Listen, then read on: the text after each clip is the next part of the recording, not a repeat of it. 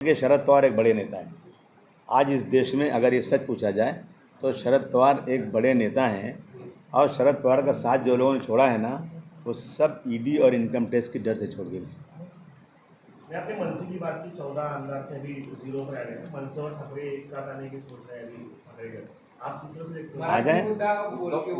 अरे ये मराठी मुद्दा कुछ मुद्दा होता है क्या? इसको मुद्दा बोलते हैं क्या? ये फालतू बातें करते हैं लोग। मराठी जो महाराष्ट्र में रहने वाले सब मराठी से प्यार करते हैं, किसी को नफरत मराठी से नहीं है। लेकिन जो लोग यहाँ पैदा नहीं हुए हैं, आप मुझे बता दो, आज समझो कोई IAS अफसर है, यहाँ आया 3 साल के लिए, 5 साल के लिए, उसने मराठी सीखा, कल उसकी इसकी पोस्टिंग आसाम हो सकती है, जा सकता है, वो आसाम चलेगा, आसामी सीखे वो, उसके बाद फिर उसको गुजरात भेज देंगे तो गुजराती सीखे वो।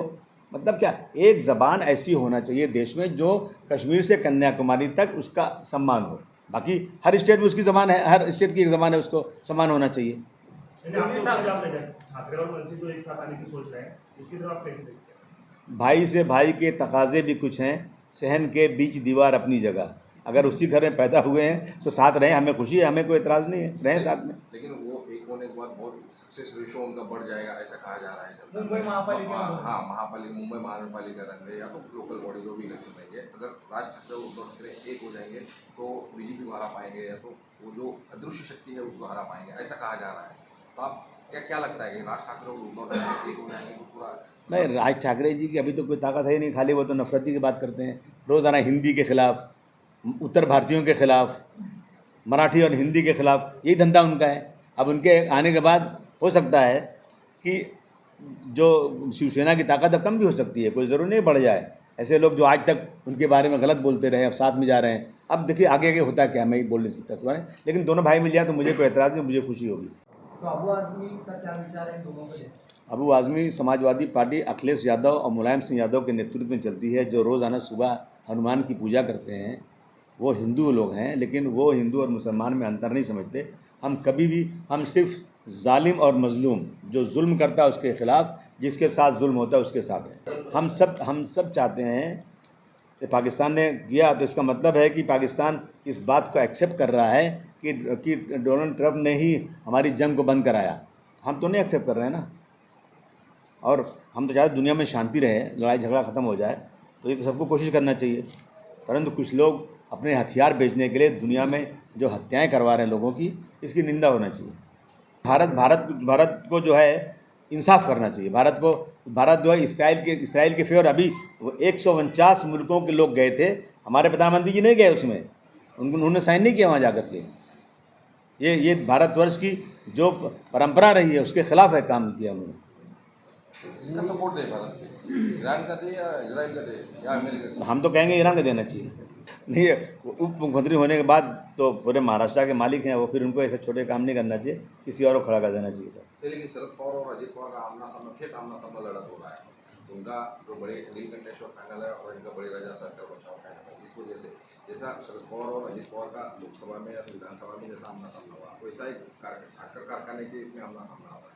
तो नहीं, मुझे इतने बड़े नेता जो है आमने सामने हो रहे हैं। नहीं, देखिए शरद पवार साहब बड़े नेता हैं, अजित पवार साहब उन्हीं के साथ बड़े हुए, उन्होंने वहीं सीखे उन्होंने। मैं समझता हूँ कि कोई अंदरूनी ऐसी बात है जिसकी वजह से वो अलग हुए हैं। मैं नहीं समझता कि अलग होना चाहिए था, लेकिन आमने सामने तो नहीं आना चाहिए। सर, परसों लामूटी में इधर कोल्हापुर में इनकाउंटर हुआ था, पूना के जो लड़के का, पूना पुलिस ने इनकाउंटर किया था, उसने आपने टिप्पणी भी की थी। देखिए, हाँ, मैंने इंक्वायरी की मांग की थी, लेकिन पूना पुलिस ने जो इनकाउंटर किया है उन पुलिसों को 1 लाख रुपये बख्शीश जाहिर किया है। आपने जो इंक्वायरी की मांग की, नहीं, सुनिए, ऐसा ना, नहीं सुनिए, देखिए ऐसा है ना कि मेरे पास परिवार के लोग आए थे। एक लेडी आई, उसने उसके घर की बोली कि मेरे पे आके कनपट्टी पे रिवॉल्वर लगा दिया और बोला चलो किधर है वो सोया उसको बताओ। वो ऊपर गई, नॉक किया, जैसे दरवाज़ा खुला उसको गोली मार दिया उसको। देखिए, बहुत बड़ा भी क्रिमिनल हो, कसाब से बड़ा क्रिमिनल कौन हो सकता है? जब कसाब ने इतने लोगों को मारा रेलवे स्टेशन पे, कहाँ हमारे लोगों ने, जब भाग रहा था कसाब, तो चौपाटी पे जिन पुलिस वालों को खबर मिली कि इधर से आ रहा है रोका, उसने उसको पुलिस वालों को मार दिया, लेकिन उसके बाद कसाब को मारा नहीं गया। कसाब को पकड़ा गया और इंक्वायरी हुई, क्या खाएगा तू, कौन सा वकील चाहिए तुझे, सारी सुविधा दी गई, उसके बाद उसको फांसी दी गई। हमारे पास कचहरी, कोर्ट है, हमारे पास जजेस हैं, हमारे पास जेल है। ये सारी चीज़ों को छोड़ के शॉर्ट रास्ता अपना के इस तरह से गोली मारना मैं समझता हूँ ये भारतवर्ष के कानून का उल्लंघन है। उसको पकड़ना चाहिए और मुकदमा चला के, वो क्रिमिनल था, मुझे पता चला कि क्रिमिनल था, 2 बार उसको मकोका लगा हुआ है। हमें पहले ये बात नहीं मालूम थी, लेकिन फिर भी कितना बड़ा भी क्रिमिनल हो, कसाब से बड़ा क्रिमिनल तो नहीं हो सकता। तो इनकाउंटर होता नहीं है। अगर उसने गोली चलाई तो उसकी गोली कहाँ गई? पुलिस ने गोली चलाई, उसकी गोली तो पता नहीं चला कहाँ चली गई। तो मेरा कहना है कि इस तरह से पकड़ के मारना गलत है। क्रिमिनल को पकड़ो, फांसी दो। देखिए, ऐसा है कि जो अमेरिका की चौधराहट है देश में ना, वो ख़त्म होना चाहिए। डॉक्टर राम मनोहर लोहिया साहब ने कहा था, बहुत पहले कहा था कि भारतवर्ष, हिंदुस्तान, पाकिस्तान, बांग्लादेश, श्रीलंका, नेपाल का एक महासंघ बनना चाहिए, ताकि जो अमेरिका हमेशा धमकी देता है, अमेरिका कहता है कि मैंने जो है पाकिस्तान और भारतवर्ष की जंग को बंद करा दिया, हमारे इसमें अपमान हमारा है। प्रधानमंत्री जी कहते हैं नहीं, ऐसा नहीं है, वो बार बार कह रहे हैं हमने जंग बंद कराया। और जिस तरह से इसराइल ने फ़लस्तीनियों के ऊपर जिस तरह से हमला किया, बच्चे नए छोटे छोटे बच्चों को जैसा मारा गया, भूख से तड़प रहे हैं, खाने के लिए जा रहे हैं, NGOs खाना ला रही है, वहाँ पे बम मार के कितने लोगों को मार दिया। उस पर अमेरिका नहीं कुछ बोल रहा है, अमेरिका फिर भी इसराइल का साथ दे रहा है। और इसराइल ने पहले हमला किया ईरान के ऊपर, उसके बाद उसने रिलेटेड किया है। और उसने, मैं बधाई देता हूँ कि 85 साल का वो इंसान, जिसके दादा भारतवर्ष में पैदा हुए थे, बाराबंकी में पैदा हुए थे, भारतवर्ष का खून है उन लोगों के अंदर, उन्होंने जिस तरह से इसराइल को जवाब दिया, मैं समझता हूँ कि बहुत ही ज़बरदस्त काम किया उन्होंने। मैं इसको तारीफ़ करना चाहता हूँ। इसराइल को भुगतने का समय आ गया है, ऐसा लगता है। इसराइल को भुगतने का समय आना ही चाहिए, क्योंकि कहते हैं अल्लाह भगवान के यहाँ देर है अंधेर नहीं है। जिस तरह 1.25 लाख लोगों को मारा है, जबकि फ़लस्तीन के लोगों ने इनको रहने की जगह दिया था। मेरे घर में कोई मेहमान आए, मैं उसको जगह दूं और मुझे भगा के खुद ही कब्जा करने लग जाए, तो ये हो रहा है फ़लस्तीन। और देखिए, मुसलमानों का जो है ना, पूरा फ़लस्तीन के साथ पूरी की पूरी हिमायत है, क्योंकि वहाँ बहुत सारे हमारे प्रॉफिट हैं, पैगंबर पैदा हुए। हमें कुरान शरीफ में लिखा है कि आप उस मस्जिद को जाओ, फ़लस्तीन में मस्जिद का दौरा करो, मस्जिद के लिए मदद करो, वहाँ दिया जलाओ। तो हमें तो फ़लस्तीन की हमारी जो मस्जिद वहाँ पर है, उससे हमारी पूरी की पूरी आस्था है, चाहे दुनिया कुछ भी कहे, लेकिन हम फ़लस्तीन के साथ हमेशा खड़े रहेंगे। अभी मैं डाटा, अभी ऐसा है ना कि ये जो सरकार है ना, ये हर चीज़ जो है इलेक्शन जीतने के लिए कर रही है। अभी पिछले असेंबली इलेक्शन में जिन बड़े बड़े लोग हारे हैं, उसके पीछे इंक्वायरी होना चाहिए। एक ही दिन फटाफट जो है कई लाख लोगों का वोटर लिस्ट में नाम आ जाना, बहुत लोगों का नाम कटवा देना, इसकी परंपरा रही है। ये लोग जो है, इलेक्शन कमीशन इनके हाथ के खिलौना बन चुका है। मैं समझता हूँ आज इस देश में सही और फेयर इलेक्शन नहीं हो रहा है। महाराष्ट्र में हिंदी की सख्ती की जा रही है, 3rd लैंग्वेज कंपलसरी बोल रहे हैं।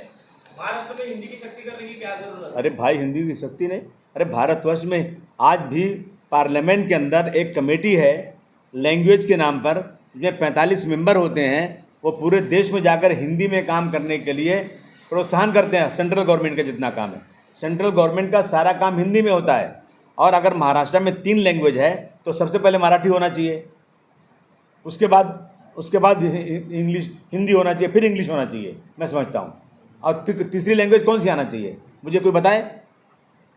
अगर चाहे हिंदी नहीं आए तो कौन सी लैंग्वेज भारतवर्ष में, महाराष्ट्र में होना चाहिए, वो कोई लैंग्वेज बता देना कोई। मनसे के बाळानंदगावकर कुछ दिनों पहले इधर आए थे, उन्होंने ऐसा कहा कि अगर यूपी में अगर 3rd लैंग्वेज मराठी अगर करेंगे वो, तो इधर हिंदी करने के बारे में सोच ये सकते हैं। सब अगर ये आप ऐसा ही कहते हैं तो फिर इधर जाइए, दक्षिण में जाइए, तमिलनाडु, कर्नाटक, उधर जाकर हिंदी सख्ती करके दिखाइए। वो तो कर नहीं रही ये सरकार। बहुत छोट भैया नेता, ये सिर्फ और सिर्फ जनता को गुमराह कर रहे हैं।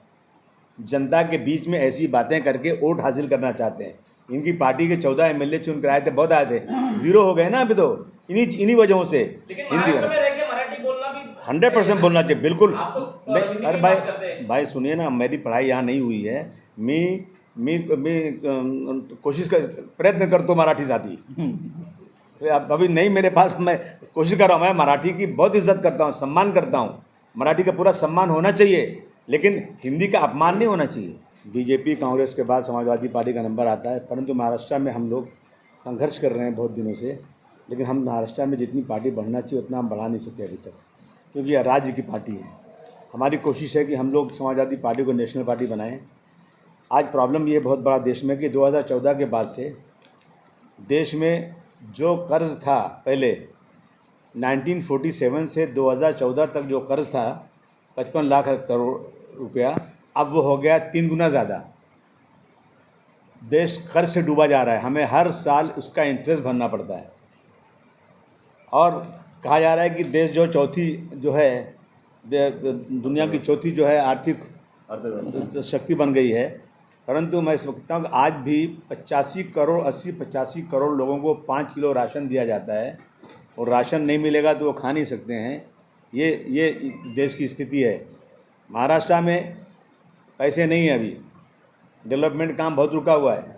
लाडली बहन के नाम पर इन लोगों ने पैसे दिए। देखिए, जब आदमी इलेक्शन लड़ता है ना, तो जो भी इलेक्शन कमीशन की गाइड है वो सिर्फ किताबों में लिखी हुई है। लोग कितना खर्च करते हैं आप सब अच्छी तरह जानते हैं। बहुत सारे लोग वोटर को पैसे भी देते हैं, हालांकि सब गलत है ये, लेकिन बहुत से लोग देते हैं वोटर को पैसे। सरकार ने पैसे न दे करके हमारे पैसे, जनता के पैसे लाडली बहन के नाम पर दिया, और ये कहा कि अब हम चुन कर आएंगे तो हम अब की बार 1500 की जगह 2100 रुपये देंगे। और चुन के आने के बाद आप कह रहे हैं कि बहुत सारे 8-9 लाख लोगों ने गलत लिया है, उन पर कार्रवाई होगी, और अब 500 रुपया देंगे लाडली बहना के नाम पर। अभी हम बजट के लिए बात करते हैं तो बोले पैसे ही नहीं है, पैसे ख़त्म हो गए हैं। ये हालत है महाराष्ट्र की। और सबसे बड़ी जो दुख की बात है कि महाराष्ट्र में आज जो है ना सांप्रदायिकता उरूज पर है। एक चुना हुआ आदमी 4 फुट का है, उसकी हैसियत कुछ नहीं है, परंतु खुलेआम कहता है कि हमारी सरकार हिंदुत्व की सरकार है। हम कहते हैं ये सरकार सेकुलर सरकार है। देश में संविधान है, और संविधान की कसम 2-2 बार खाने वाला आदमी, एक बार आमदार बनता है तो शपथ लेता है, दूसरा उसके बाद जब बनता है वो मिनिस्टर बनता है तो शपथ लेता है, लेकिन वो कह रहा है हमारी हिंदुत्व की सरकार है, हम मस्जिद में घुस के लोगों को मारेंगे, मस्जिद का लाउड स्पीकर उतारेंगे। इस तरह की चीज़ें महाराष्ट्र में हो रही हैं। आज महाराष्ट्र में जो मस्जिदों पर लाउड स्पीकर लगा हुआ है, उस लाउड स्पीकर को मुंबई में उतारने की बड़ी ज़ोरदार से चल रही है। किरीट सोमैया हर एरिया में जाते हैं पुलिस को लेकर के, मस्जिद का लाउड स्पीकर उतारो। देखिए, लाउड स्पीकर उतारने का कोई कानून नहीं है। जो भी कोर्ट का आदेश है वो ये है कि डिसिबिल उसका जो मेंटेन करो। डिसिबिल अगर मेंटेन नहीं होता है तो आप उस पर केस कर सकते हैं, फिर आप उतार सकते हैं। परंतु कह रहे डिसिबिल हमको कुछ नहीं मालूम, हमें जो है ना इस लाउड स्पीकर को उतार कर वहाँ दूसरा एक स्पीकर लगाना है, जिस स्पीकर से आवाज़ आएगी नहीं और अजान को कोई सुन भी नहीं सकता है। पूरे देश में चल रहा है, लेकिन सिर्फ महाराष्ट्र में ये चल रहा है। मस्जिद के बाहर नमाज नहीं पढ़ सकते। देखिए, मस्जिद के बाहर अभी मैं आज आ रहा था, देखिए हम किसी की शिकायत नहीं कर रहे हैं, हम अपने हिंदू भाइयों के साथ कदम से कदम मिलाकर, कंधे से कंधा मिलाकर चलते हैं। आज तक कभी किसी मुसलमान ने ये शिकायत नहीं किया कि सड़क पर त्यौहार क्यों मनाया जाता है। लेकिन आज अगर मस्जिद भर जाती है तो लोग मजबूरन, कुछ मस्जिदों में, हर मस्जिद में भी नहीं, बाहर 5-10 मिनट के लिए नमाज़ पढ़ने आते हैं। लेकिन उसके लिए यूपी के सीएम कहते हैं कि अगर आप जो है बाहर नमाज़ पढ़ोगे तो आपका पासपोर्ट कैंसिल कर दिया जाएगा और आपका ड्राइविंग लाइसेंस भी कैंसिल कर दिया जाएगा। मैं आ रहा था अगर पूना से, तो मुझे लोगों ने कहा कि पालकी जाने वाली है, जल्दी जाएंगे नहीं तो फिर रास्ता जाम हो जाएगा। रास्ता जाम हो रहा है, हमने कभी मना नहीं किया, लेकिन हमारी मस्जिद, हमारी नमाज के लिए, यानी ये जानबूझ करके ना इस देश में मुसलमानों के लिए ज़मीन तंग की जा रही है। वक्त की ज़मीनें हमारी, एयर इंडिया बिक गया, एयरपोर्ट बिक गया, सी पोर्ट बिक गया, रेलवे बिक रहा है, सारी बड़ी बड़ी प्रॉपर्टी बिक रही, नया कुछ बन नहीं रहा है। और जो है वक्त की ज़मीनें भी मुसलमानों के हड़पने का इरादा है। पहले 3 तलाक के नाम पर मुसलमानों को बेवकूफ़ बनाया गया। जो मुसलमान को हज के लिए सब्सिडी मिलती थी वो ख़त्म कर दी गई। ये हालत है। दूसरी तरफ किसानों की हालत बहुत ख़राब है। मैं समझता हूँ वो सरकार निकम्मी सरकार है जो बार बार ये कहती है कि हम आएंगे तो एक भी किसान की आत्महत्या नहीं होगी, लेकिन आज भी किसानों की आत्महत्या बड़े ज़ोरों में चल रही है और किसानों को जो मुआवजा मिलना चाहिए वो नहीं मिल रहा है। बड़े बड़े व्यापारियों का, कारपोरेट का हज़ारों करोड़ माफ़ किया जा रहा है, परंतु किसानों की हालत आज भी देश में सुधरेगी नहीं। और बड़े हमारे चौधरी चरण सिंह जी ने कहा था, बड़े नेताओं ने कहा था, जब तक किसान खुश नहीं होगा, जब तक देश खुश नहीं होगा। और किसानों की हालत दिन ब दिन ख़राब होती जा रही है। ये हालात है। अभी यहाँ पे आग लग गई थी कहीं, फायर ब्रिगेड नहीं है, हो सकता है फायर ब्रिगेड नहीं हमारे पास। हम बहुत बड़े $5 ट्रिलियन की इकोनॉमी बन रहे हैं, लेकिन हमारे पास फायर ब्रिगेड नहीं हमारे पास है, इक्विपमेंट उसका है नहीं यहाँ पे इसमें जो हो रहा है। और इस तरह की चीज़ें देश में हो रही हैं। मैं समझता हूँ कि हमें जो है सोचना चाहिए कि ये देश संविधान से चलेगा, अपनी मर्ज़ी से नहीं चलेगा। ये समाजवादी पार्टी हर धर्म के लोगों के साथ, चाहे किसी धर्म का भी हो। और याद रखिए, जो भी लोग राजनीति में धर्म को लाते हैं वो समझो कि बहुत ही ख़राब लोगों के हाथ में सत्ता है, और जो लोग डेवलपमेंट को लाते हैं समझिए वो अच्छे लोग हैं। आज ये जो है जिस तरह से हमारी फॉरेन पॉलिसी थी वाजपेयी जी के ज़माने में, नेहरू जी के ज़माने में, इंदिरा गांधी के ज़माने में, वो जो है हमारी फॉरेन पॉलिसी ख़त्म हो गई है।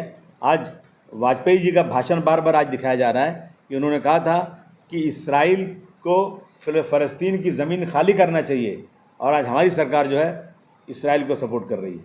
मैं समझता हूँ ये जो है जो विदेश नीति है हमारी बहुत कमज़ोर हो गई है। हमारे पड़ोसी हमारे साथ नहीं है।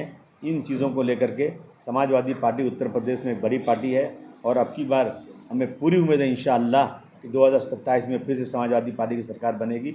हम लोग कोशिश कर रहे हैं महाराष्ट्र में ताकत बनाने के लिए। एबीपी माझा, उघडा डोळे बघा नीट।